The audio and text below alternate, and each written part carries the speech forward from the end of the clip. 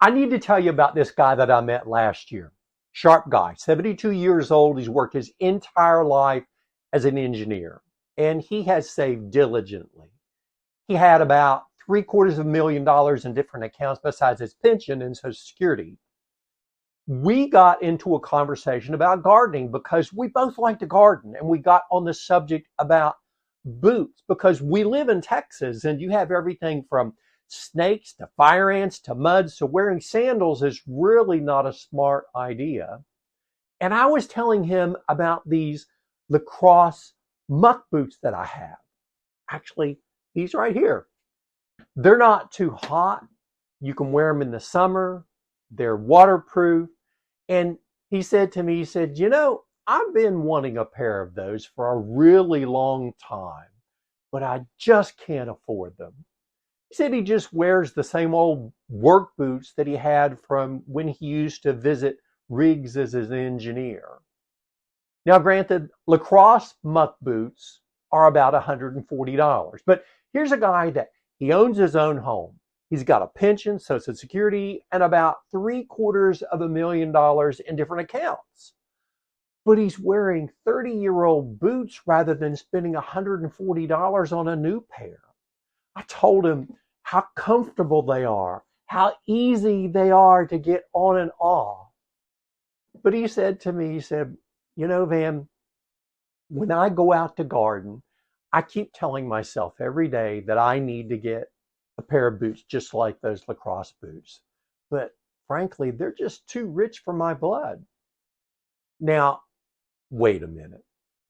He could afford them mathematically, financially, by every other objective measure. He could absolutely afford them, but he couldn't give himself the permission to buy them.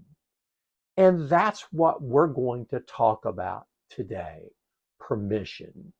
Welcome to the Retirement Learning Lab. I'm Van Richards, and today we're talking about something that a lot of people need, but they don't realize that they need, and that is permission. Permission to take that trip that they've been putting off.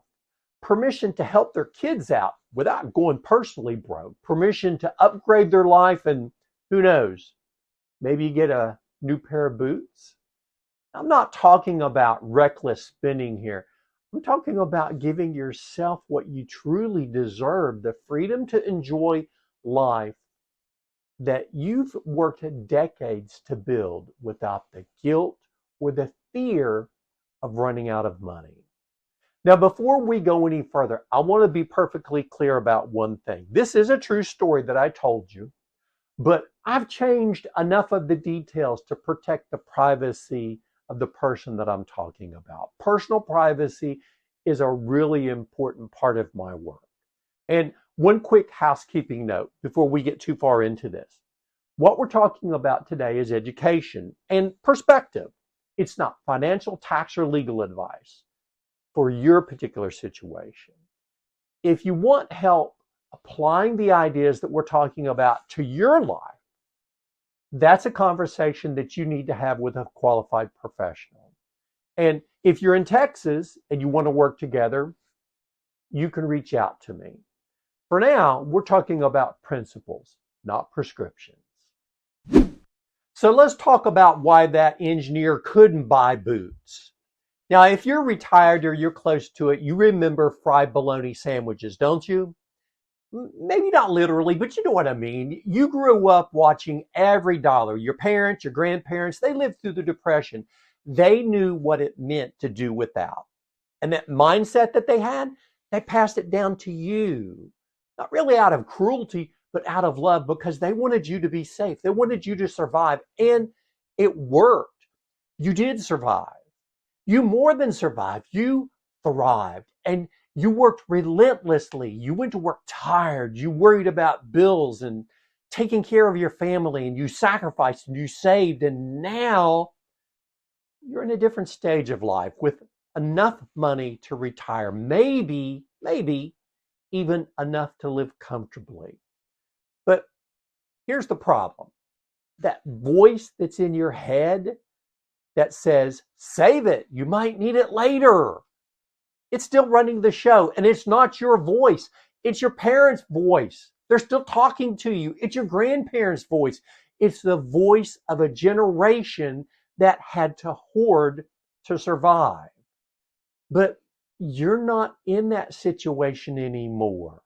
The world that you're living in is a different one than the one that they lived in. And yet, you're still operating under their rules. Here's where I want to shift gears just a little bit because I think there's something deeper that's going on here. And for a lot of you, it's not just psychological, it's actually spiritual. Now, I'm not going to preach to you, that's not what this is, but I do know that many of you listening, you believe in God and you believe that He plays a role in your life. And if that's you, I want to ask you a question.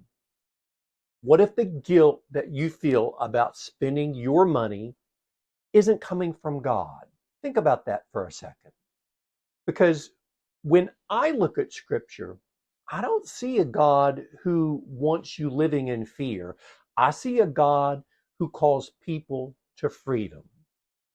The Apostle Paul wrote to a group of believers in Galatia, and he said this. He said, "For freedom Christ has set us free. Stand firm, therefore, and do not submit again to a yoke of slavery."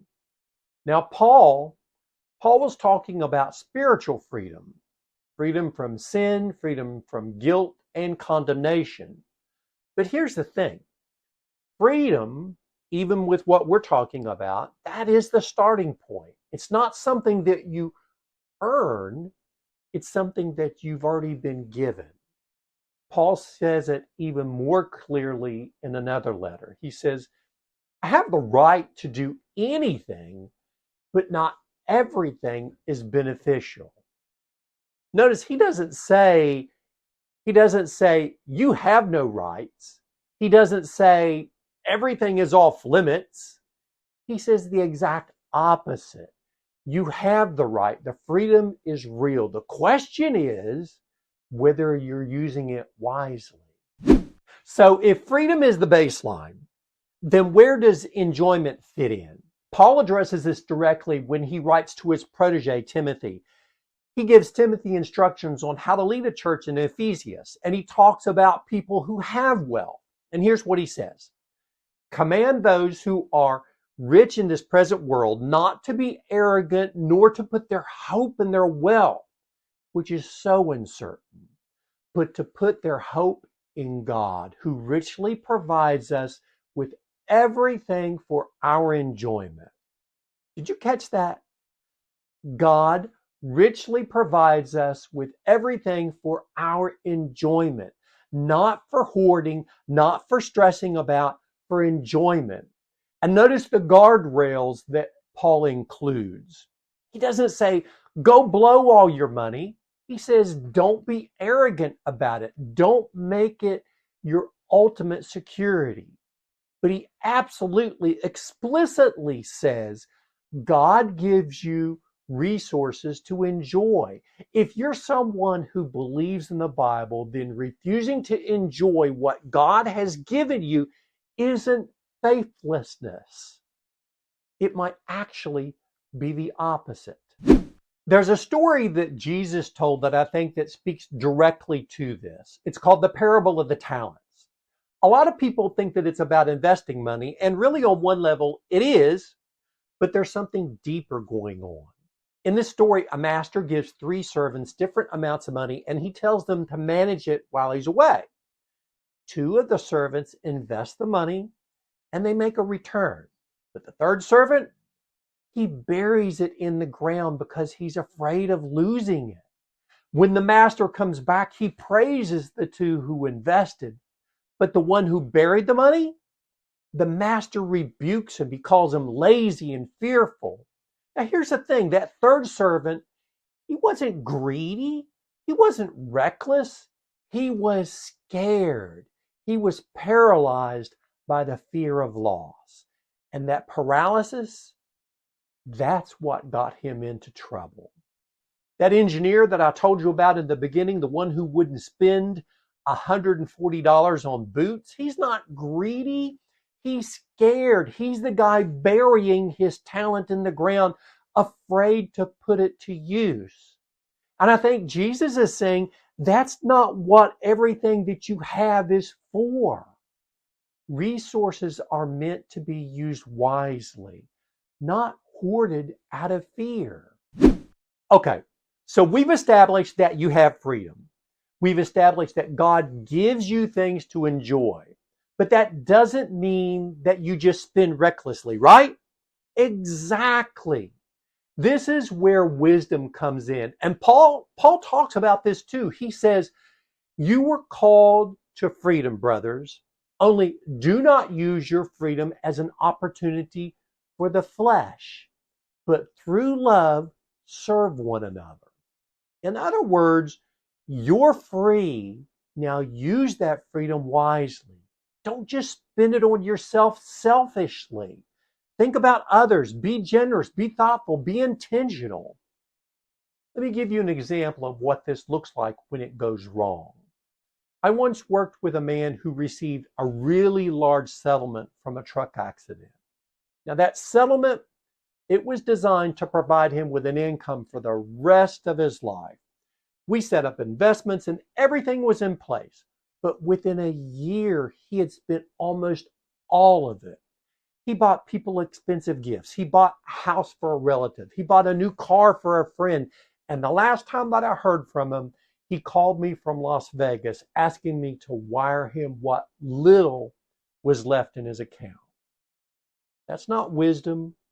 That's not freedom. That's chaos. And I think for a lot of you, that's your worst fear. You're afraid that if you start spending, that you'll end up like that guy, broken in Las Vegas, calling somebody to bail you out. But here's the difference. You're not him. You didn't get to where you are by being reckless. You got here by being disciplined, by planning, by working hard and making smart decisions. The challenge isn't that you lack wisdom. The challenge is that you're so afraid of being unwise that you won't give yourself permission to enjoy anything. So how do you actually do this? How do you give yourself permission to spend without the guilt, without the fear? Well, it comes down to two things: a budget and guardrails. First, the budget. Now, wait a minute. I know. Budgets aren't sexy, but hear me out on this. A budget isn't about restrictions. It's about permission. You know exactly how much you need to cover your expenses every month.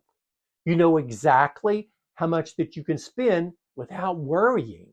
You're not guessing. You're not hoping it'll work out. You know. Now, I've got a free tool that's called the Easiest Retirement Budget Worksheet.